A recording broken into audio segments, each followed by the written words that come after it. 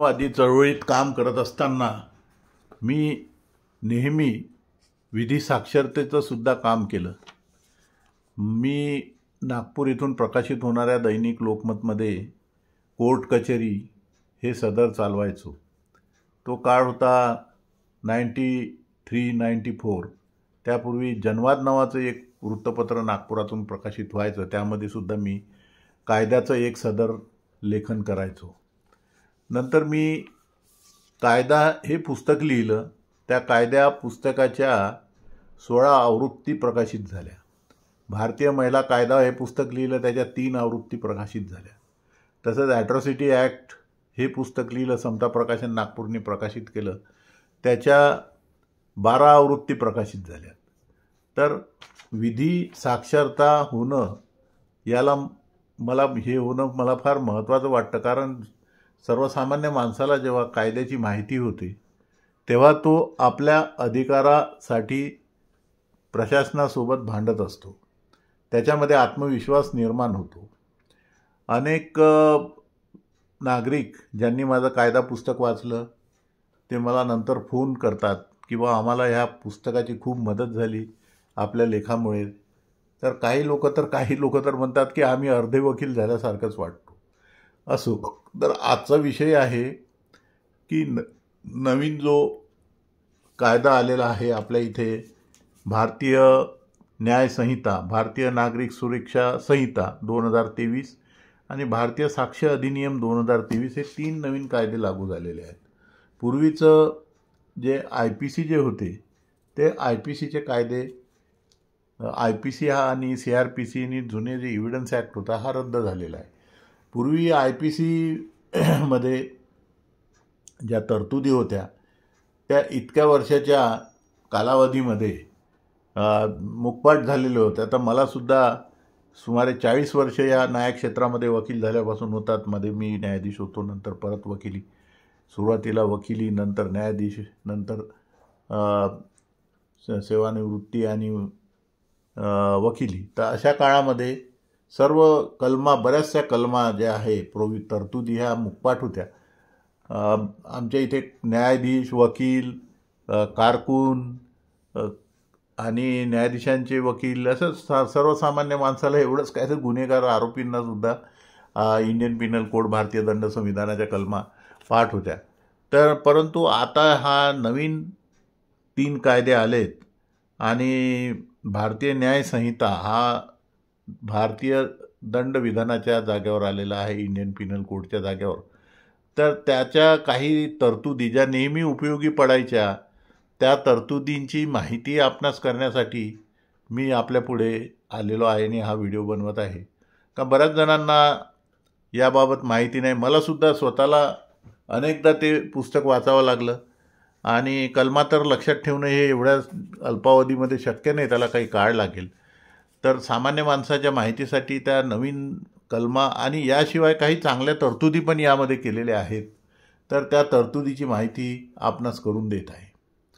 तर न्याय संहिता 2023 लागू झाल्यानंतर त्याचं न्याय संहिता कायदा 2023 म्हणजे इंडियन पिनल कोड जुनं असं त्याचं नाव झालेलं आहे. तर या कलमामध्ये पूर्वी जो बलात्काराचा गुन्हा होता 376 हे कलम होतं आणि 375 कलमामध्ये त्याची व्याख्या होती. तर ते कलम आता कलम 63 झालेलं आहे आणि त्यामध्ये शिक्षा कलम 64 मध्ये आहे. 376च्या जागेवर आता 64 कलम आलेला आहे. पुढे बलात्कार संबंधी जे गुन्हे होते म्हणजे विनयभंगासाठी पूर्वी 354 होतं. म्हणजे मी जे सांगत होते की कलम 64 जे नवीन आलं त्याच्या पुढे बलात्कारासंबंधीचे ते IPC मध्ये गुन्हे होते ते नोंद केलेले आहे. आणि विनयभंगाचा हा वेगळा विषय आहे. विनयभंगासाठी पूर्वी कलम 354 होतं, तर आता ते कलम 74 झालं आहे.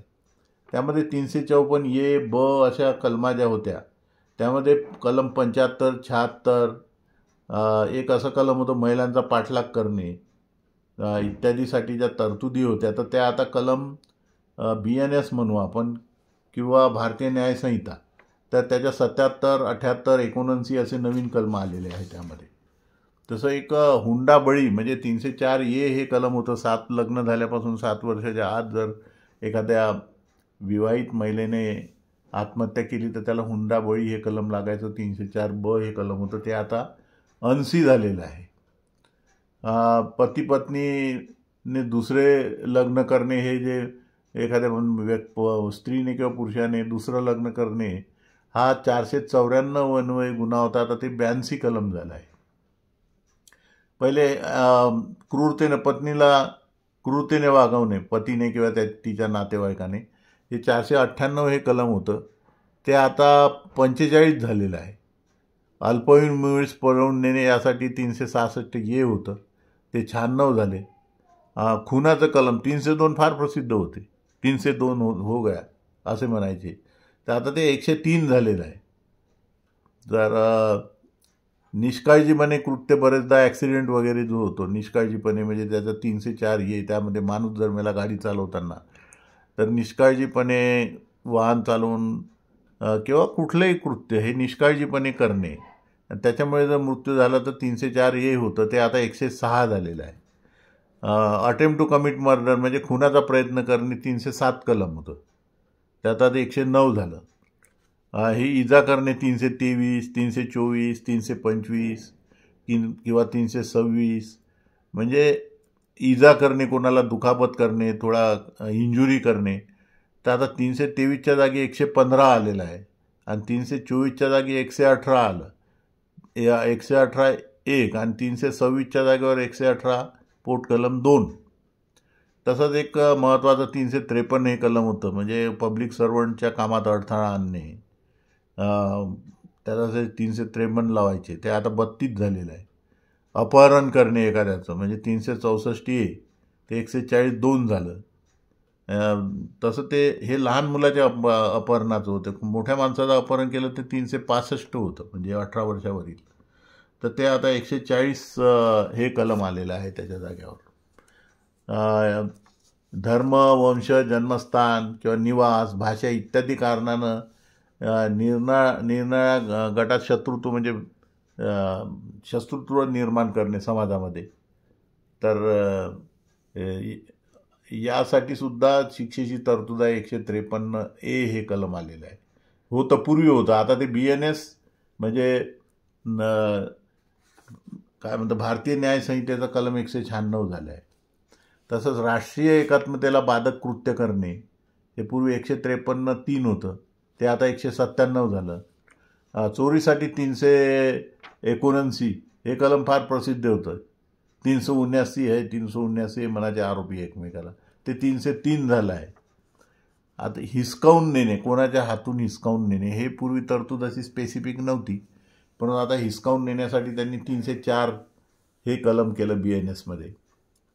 चोरीचा माल 380 नेणे यासाठी 380 होतं, आता ते 305 झालं. जबरी चोरी करणे 392 होतं, ते आता 309 झालं. दरोडा टाकणे 392 होतं, ते आता 310 झालं.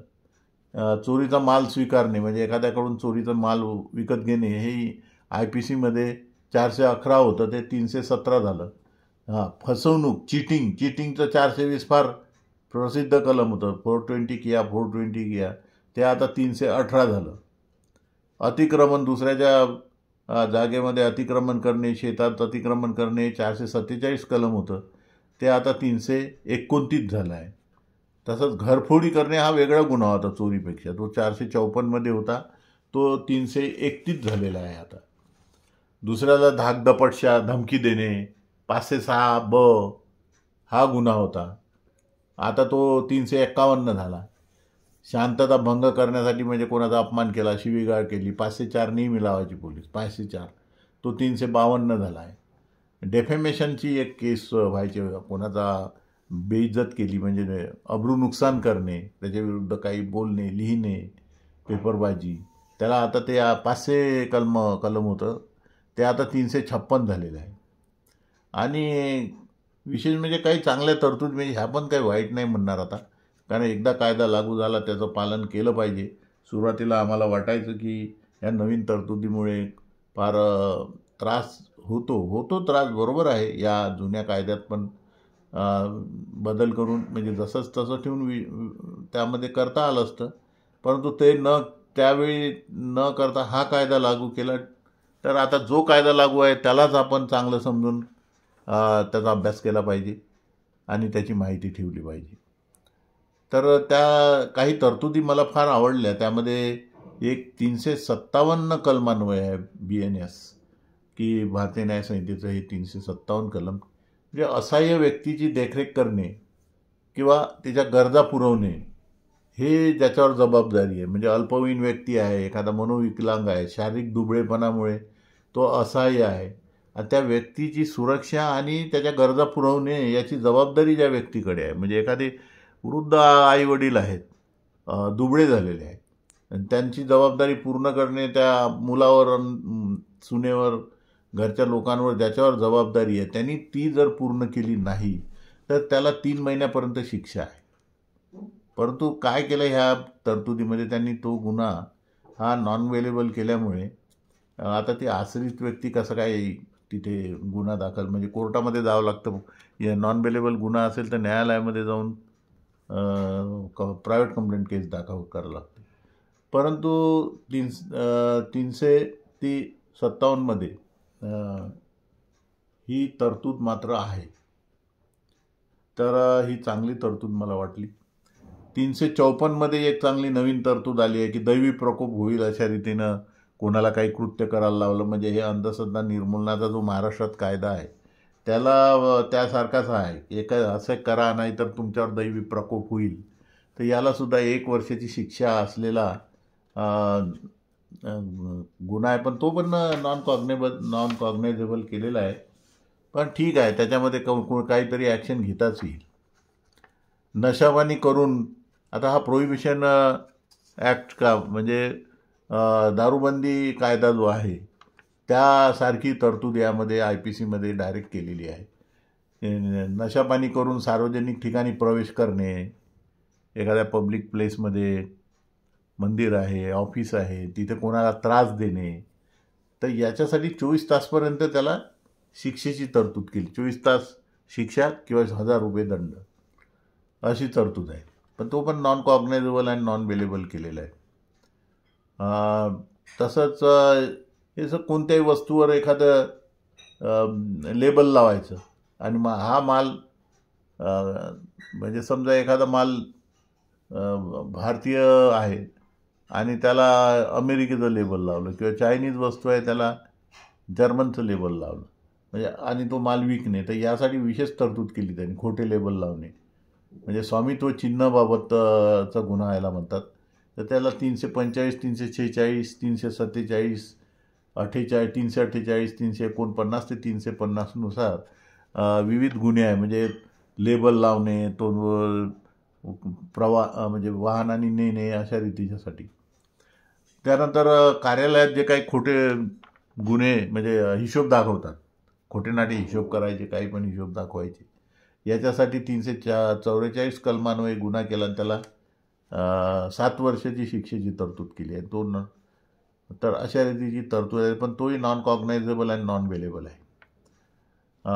एखादा धार्मिक भावना दुखावणे किंवा धर्माच्या अपमान करण्यासाठी, म्हणजे मंदिर आहे, उपास्थान आहे, मंदिर आहे, मस्जिद आहे, विहार आहे, गुरुद्वारा आहे, याचं नुकसान करणे, अपवित्र करणे, याला 2 वर्षापर्यंत शिक्षा आहे, दखलपात्र गुन्हा आहे. तसंच एक 301 कलम आहे, म्हणजे स्मशानभूमीमध्ये एखाद्या शवाचा अपमान करणे, अप्रतिष्ठा करणे, त्याची अंत्यविधीसाठी अडथळा आणणे, यासाठी 1 वर्षाची शिक्षा आणि कॉग्नायझेबल ऑफेन्स आहे. मला वाटते आता काही ठिकाणी जाती धर्मानुसार काही दलितांना वगैरे काही स्मशानभूमीमध्ये स्मशानास अंत्यविधी करण्यास विरोध करतात काही लोक, तर त्यासाठी या कलमाचा उपयोग होऊ शकेल असं मला वाटते. तसंच धार्मिक भावना दुखावण्यासाठी काही कोणाला बोलणे, कोणाचा म्हणजे त्याच्या धार्मिक भावना दुखावल्या अशा रीतीचा उच्चार करणे, बोलणे, हा 302 कलम 302 नुसार गुन्हा केला आहे. त्याला 1 वर्ष शिक्षा आहे. अश्लील गाणे कृती करणे हा 296 नुसार गुन्हा केलेला आहे, त्याला 3 महिन्याची शिक्षा आहे. तसं कुठली इमारत आता नवीन बांधायची आहे, आणि त्या बांधणाऱ्यांना निष्काळजीपणे पाडली, त्याच्यामुळे मानवी जीवाला हानी होऊ शकते. तर यासाठी या BNS मध्ये 290 कलमानुसार शिक्षाची तरतूद असून त्याला 6 महिने तुरुंग आणि 5,000 रुपये दंडाची शिक्षा आहे. पूर्वी धोकादायकपणे वाहन चालव म्हणजे ड्रायव्हिंग निग्लिजन्सली आणि रॅशली धोकादायकपणे वाहन चालवणे, याला BNS मध्ये 281 नुसार 6 महिन्याच्या शिक्षेची तरतूद असलेला गुन्हा केलेला आहे. वातावरणात प्रदूषण करणे हे पूर्वी नव्हतं. या वातावरणात प्रदूषण करण्याला 280 कलमान्वये गुन्हा केलेला आहे. तसंच एखाद्याला संसर्गजन्य आजार आहे माहीत आहे त्याला, आणि तरी तो काळजी घेत नाही, दुसऱ्याला आजार होऊ शकतो, तर त्याने काळजी घेतली पाहिजे ना. तर अशी जर घेत नसेल तर तो कलम 270, 271, 272 इत्यादी कलमान्वये त्याच्या गुन्ह्याच्या तरतूद केलेली आहे. तर एखाद्या व्यक्तीला विरुद्ध खोटी आता फौजदारी कारवाई करायची, म्हणजे त्याच्यावर गुन्हा होत नाही हे माहीत असूनसुद्धा त्याच्यावर खोटी काहीतरी कारवाई करण्यास प्रारंभ करायचा, तर त्याला BNS मध्ये 248 कलमान्वये शिक्षेची तरतूद आहे. त्याला 5 वर्ष शिक्षा आणि 2 लाख रुपये दंड इतकी तरतूद केली. म्हणजे एखाद्या विरुद्ध गुन्हा होत नाही हे आपल्याला माहीत आहे, तरीसुद्धा त्याच्यावर काहीतरी क्रिमिनल केस करायची, तर तो त्यासाठी 5 वर्ष शिक्षा आणि 2 लाख रुपये दंड इतकी मोठी शिक्षा आहे. म्हणून कोणाविरुद्ध क्रिमिनल केस करण्यापूर्वी विचार केला पाहिजे. केवळ आपल्याला सुखावण्यासाठी किंवा 4 लोकांमध्ये आपली प्रसिद्धी करून घेण्यासाठी अशी खोटी कारवाई करणं, आधी कोणावर कारवाई करण्यापूर्वी कायद्याची पूर्ण माहिती करून घेतली पाहिजे आणि त्यानंतरच कारवाई केली पाहिजे, वस्तुस्थिती असली पाहिजे. तसेच खोटा पुरावा देणे हा कलम 227 नुसार गुन्हा आहे. खोटे प्रमाणपत्र देतात काही लोक, तर त्या खोट्या प्रमाणपत्र देण्यासाठी 234 नुसार गुन्ह्याची तरतूद केली आहे.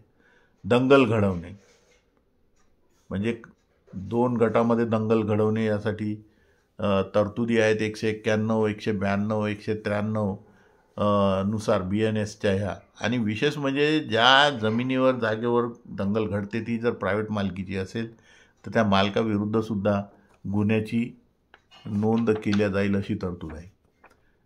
ॲसिड फेकणे कोणावर यासाठी 124 कलमान्वये गुन्हा आहे, त्याला 10 वर्षाची शिक्षा केलेली आहे.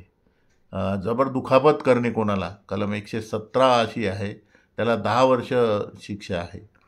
संघटित गुन्हेगारी करणे संघटितपणे म्हणजे गुंडगिरी करणे, टोळ्या असतात, तर त्याला 111, 112 नुसार शिक्षेची तरतूद आहे. कोणाला आत्महत्येस प्रवृत्त करणे त्याला 108 कलमान्वये शिक्षेची तरतूद आहे, 10 वर्षे त्याला शिक्षेची तरतूद आहे. एक अजून तरतूद यामध्ये आढळली की बालकाला टाकून देणे, काही आई वडील किंवा काही माता ह्या जन्म दिलेल्या बालकाला टाकून देतात, फेकून देतात, त्याच्यासाठी विशेष तरतूद केली BNS मध्ये कलम 93 अन्वये, आणि त्याला 7 वर्ष शिक्षेची तरतूद आहे, दखलपात्र आहे ते. तर ही पण एक चांगली तरतूद आहे.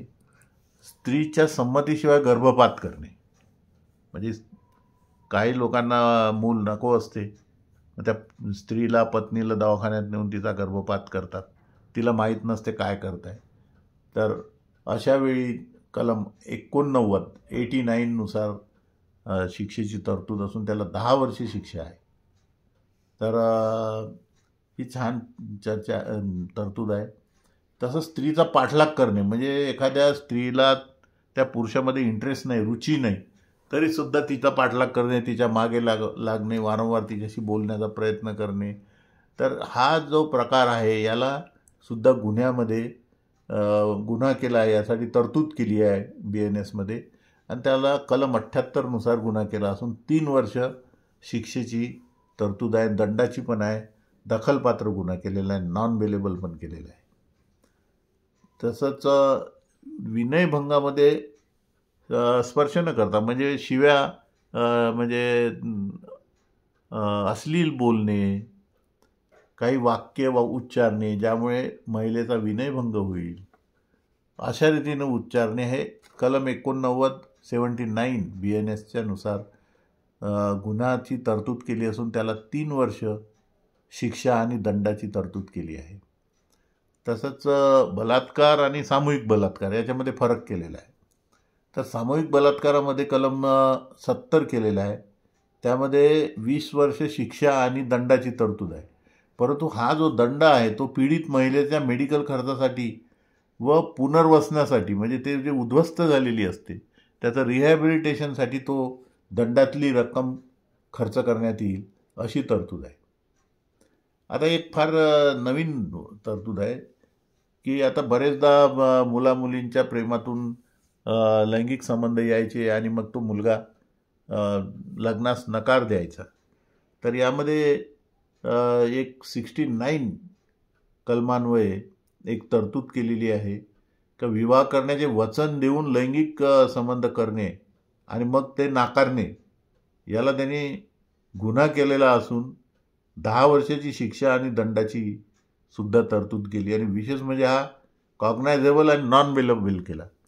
म्हणजे हे बरेचदा आपल्या लक्षात येतं की मुलं मुली प्रेमात पडतात आणि बऱ्याचशा मुलांचं म्हणजे महिलेचं शोषण करते, मुलींचं लैंगिक शोषण करायचं आणि नंतर मग तिला सोडून द्यायचं. सुरुवातीला तिचा संमती मिळवण्यासाठी लग्नाचं वचन द्यायचं आणि नंतर मग सोडून द्यायचं. तर या प्रकाराला या तरतुदीमुळे 69 कलमान्वये BNSच्या आळा बसेल